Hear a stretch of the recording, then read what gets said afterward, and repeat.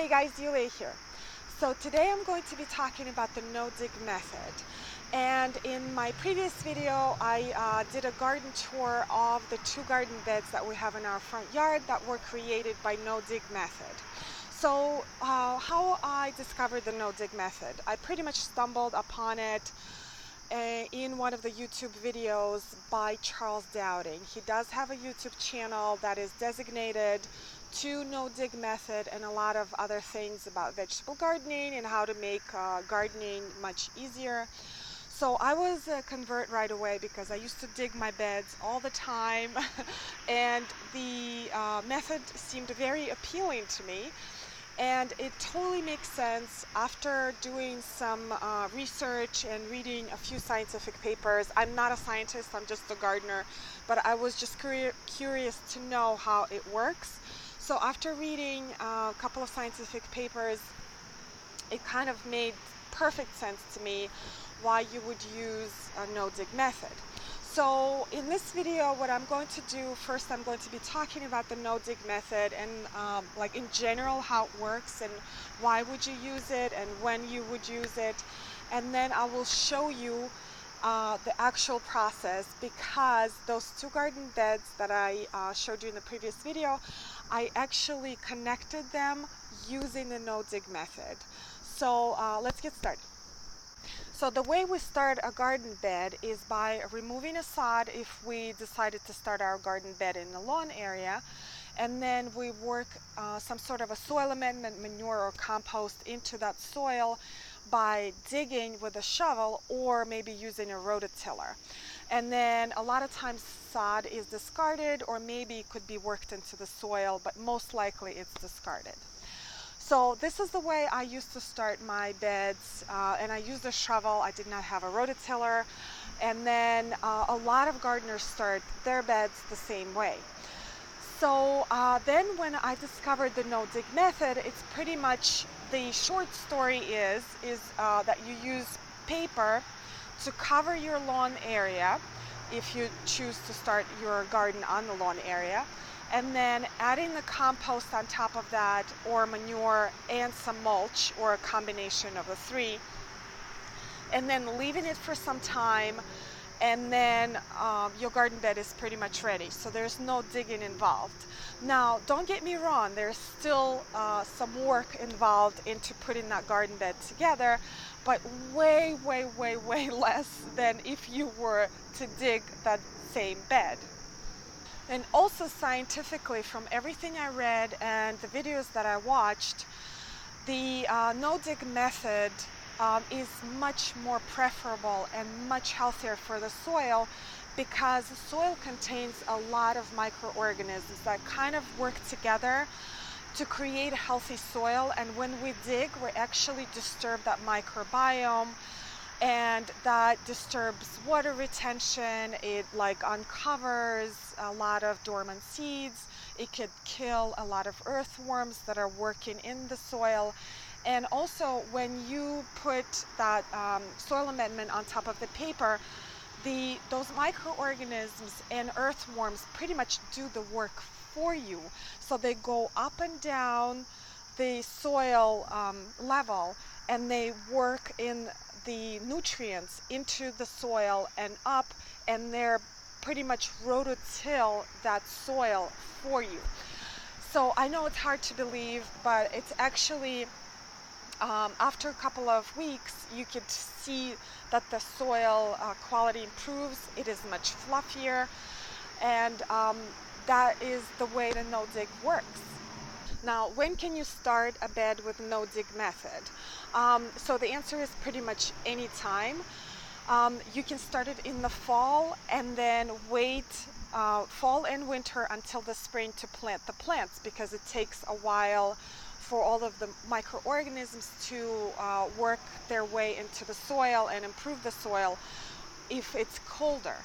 If you start in your bed in the spring or summer, the hotter it is, the faster your bed is ready. So if let's say I'll start a bed in the 90-degree weather, in a couple of weeks, 2 to 3 weeks to a month, my bed will be ready for planting. So I normally, if I have an area that is very like public, like let's say next to a public sidewalk, I would start my bed in the summer because that is a shorter time before I can plant, because I don't want people to look at this blob of earth for months and months and months. You know, they could probably look at it for a couple of weeks, that's not a problem. But if you're starting it in the winter, you just remember that you're going to have nothing in that bed for a very long time. So maybe if you're starting a garden bed somewhere in the back where nobody can see it, that's okay to start it in the fall. So let me talk about how to actually create your no-dig garden bed. So the step number one is to outline your garden bed. And this step is the same whether you are creating a new garden bed, enlarging an existing one, or maybe connecting a few beds that you already have, like I'm doing in this case. So for this step, you'll need a white rope. And I know a lot of people use a garden hose to outline their garden beds when they're creating them. I find garden hoses very difficult to use because they're heavy, they're dirty, and they don't always conform to the shape that you want them to.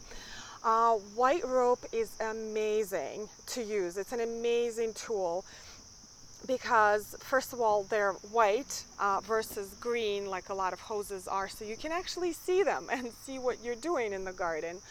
Also, they're much more bendable. So, for example, you would probably not be able to create a rectangle shape or a square shape if you have a formal garden.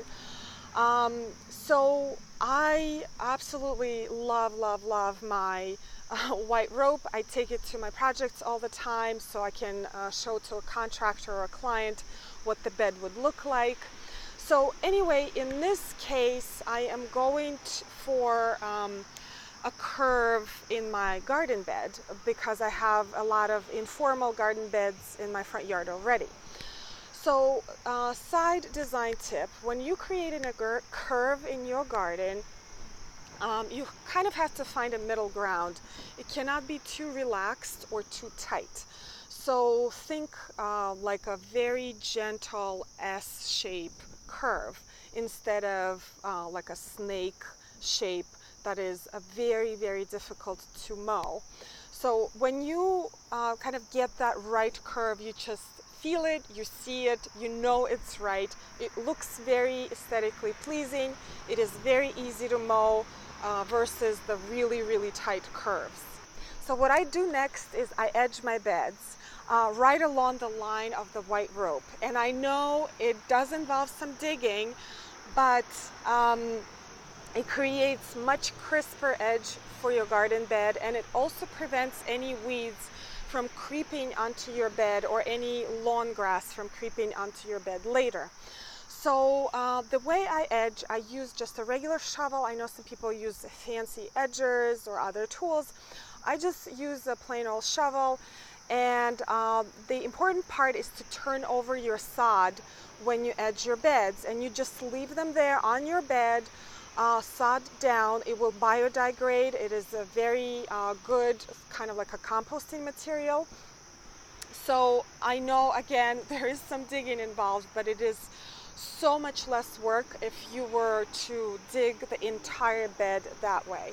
So the next step is very easy. You just lay down paper on top of your sod and along your edge. So I use just a regular newspaper, and sometimes I use packing paper from the packages that I receive in the mail.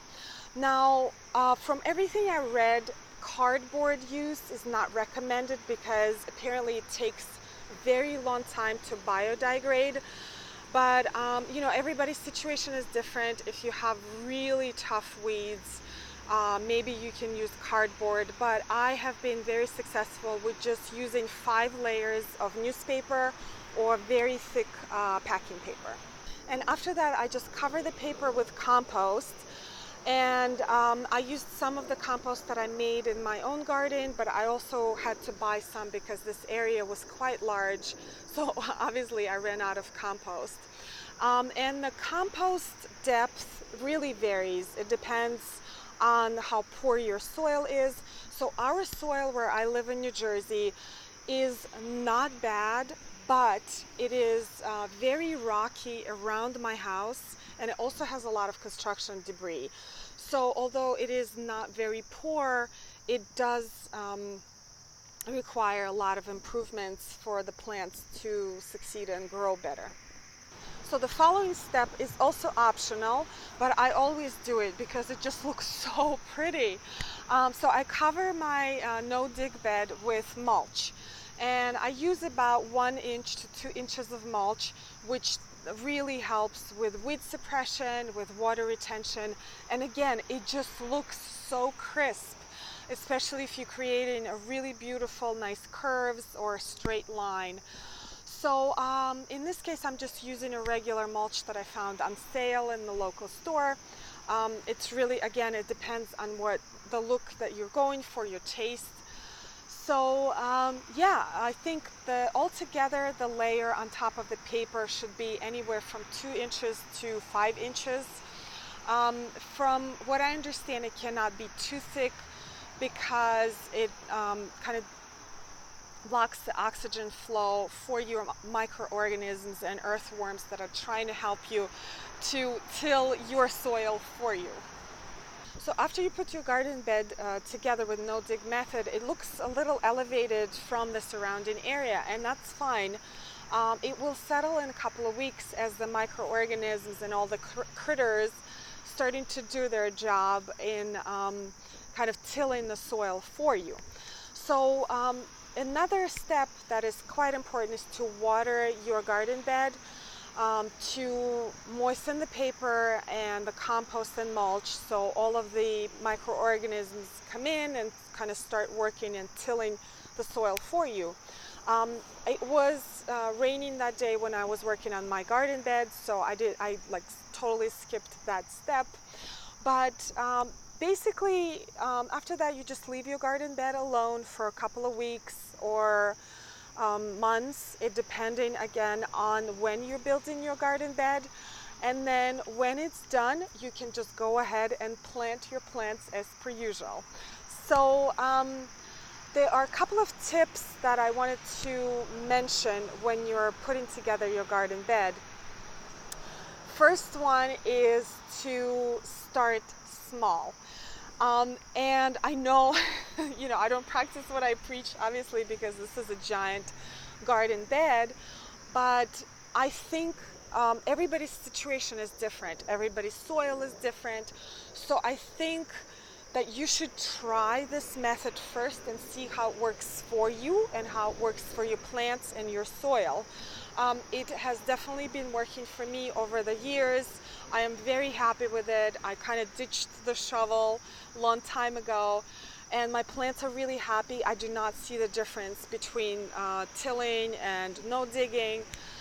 And then, yeah, so definitely try this out.